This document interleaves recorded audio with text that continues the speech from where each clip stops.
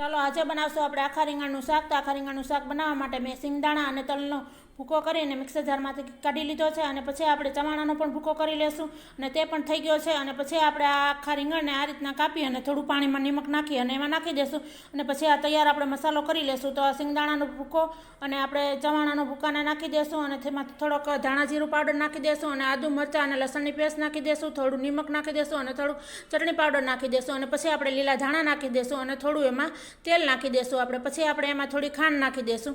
આ રીતે બધો મસાલો આપણે તૈયાર કરી લેશું અને આ રીતના રીંગણ આપણે ભરી લેશું. તો હવે આ તપેલી લેશું અને એને ગેસ ઉપર મૂકી અને એમાં થોડું તેલ નાખી દીધું છે અને હળદર નાખી અને ટમેટાં નાખી અને આપણે થોડું ચડાવી લેશું. અને આ રીતનું ચડી જાય એટલે આપણે એમાં રીંગણ નાખી દઈશું અને ધીરે ધીરે એમાં ચડાવતા રહેશું. આ રીતના ચડી જાય એટલે થોડુંક પાણી નાખી દેશું અને માથે ડીશ ઢાંકી અને એમાં પણ પાણી મૂકી દેશું. તો જુઓ, રીંગણનું શાક તૈયાર થઈ ગયું છે. તો તમને આ મારી રેસીપી પસંદ આવી હોય તો લાઈક કરજો, શેર કરજો અને સબસ્ક્રાઈબ કરી દેજો.